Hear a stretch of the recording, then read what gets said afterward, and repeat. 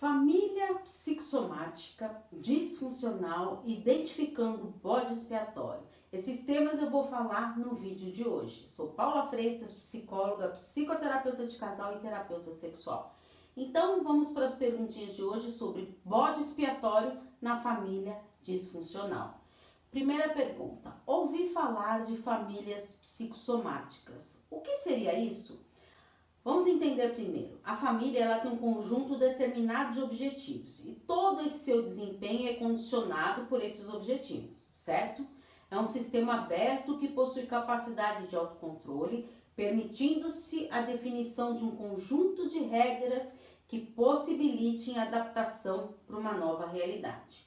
O principal objetivo do grupo familiar deve ser a manutenção da capacidade de transformação sem perder a estabilidade de equilíbrio, certo?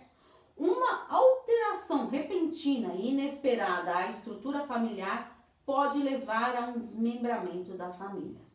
Famílias psicossomáticas são famílias que dão uma ênfase excessiva nos papéis de cuidado, funcionando melhor quando alguém está doente. São caracterizadas pela falta de definições de limites por fronteiras difusas e uma tendência a apoiar a expressão somática dos conflitos. Segunda pergunta: o que é uma família disfuncional? Família disfuncional é aquela onde as relações entre os membros não são equilibradas e estáveis, onde os padrões de comunicação alterados conduzem a problemas crônicos no núcleo familiar. Uma família disfuncional ela é reconhecida quando um ou ambos os pais são mentalmente desequilibrados, frustrados, carecendo de uma visão realista do mundo, uma autoimagem distorcida, imaturos, ou ainda quando um ou ambos os pais são dependentes químicos ou compulsivos por trabalho, alimentos, compras, sexo e etc. Tanto os modelos positivos como os negativos da família são aprendidos através da dinâmica no núcleo familiar, iniciada pelos avós, o que passam para os pais e estes para os seus filhos, dando origem ao padrão trigeracional, que é um funcionamento de 3 gerações de uma família, gerando assim um ciclo nocivo de padrão comportamental, passando de geração para geração. Existem 2 modelos de uma desestruturação familiar, que são as famílias cindidas, que são os membros não conseguem se relacionar entre si, encontram-se divididos e dispersos, são frios entre si e percebem que este convívio machuca e afeta negativamente uns aos outros. E temos também as famílias simbióticas, onde os membros vivem num estado de difusão, os papéis são confusos e não divididos. Terceira pergunta: como é dividida uma família disfuncional? Muitas famílias estão doentes e podem eleger um dos membros para representar a doença da família. Pois é, geralmente a família disfuncional ela tem uma divisão de papéis dos membros, que é o que a gente chama de paciente identificado, que é o famoso bode expiatório. O paciente identificado ele torna-se o membro doente da família, representando e assumindo toda a carga e dificuldade para si. Esse é o chamado bode expiatório, certo? Com a presença de um membro que assume e representa toda a doença da família, os outros se veem livres dos seus próprios conflitos e dificuldades.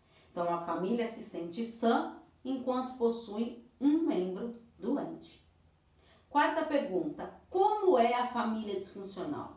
Existem alguns aspectos da família disfuncional que é representado por um paciente identificado, certo? Que são: o que habitualmente leva uma família à terapia familiar são os sintomas de um dos membros, que é o bode expiatório. Classifica o paciente identificado como sendo aquele tendo problemas ou sendo o problema.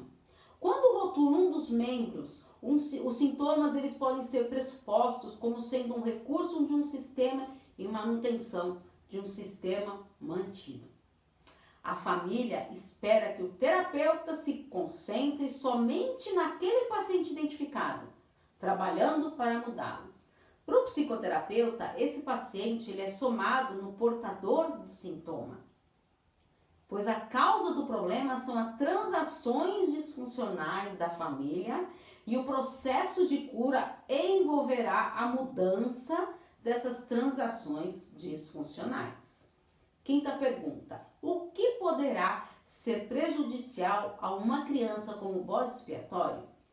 Para a criança, a alternância da satisfação e da frustração é importante para o desenvolvimento da personalidade e da capacidade de integrar crises flutuantes. Se as vivências de desconforto forem muito intensas e prolongadas, poderá se instaurar na criança uma insegurança básica e profunda. O ego, para ser forte, ele precisa ter passado por boas experiências com o materno, a fim de se desenvolver ali um sentimento de confiança básica.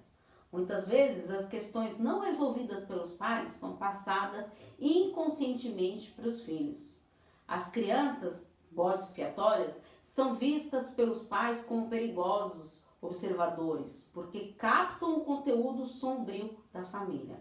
O bode expiatório, ele sente-se inferior, rejeitado e culpado, dificultando ter a autoconfiança. O indivíduo identificado como bode expiatório, ele pode apresentar dificuldade com as suas vinculações e sentir-se acolhido com segurança. Viu como é difícil lidar com uma família disfuncional? Se você percebe que está no meio de uma família disfuncional, ou se você, no caso, pode ser o paciente identificado ali, o bode expiatório, propõe uma terapia de família. É muito importante neste momento, porque lá o terapeuta, o psicólogo vai conseguir ali trabalhar essas transações disfuncionais. Estou à disposição para o atendimento familiar também. É só enviar uma mensagem no meu WhatsApp, no 11 98313 2371, porque afinal, quem cuida da mente, cuida da vida. Um grande abraço. Tchau, tchau.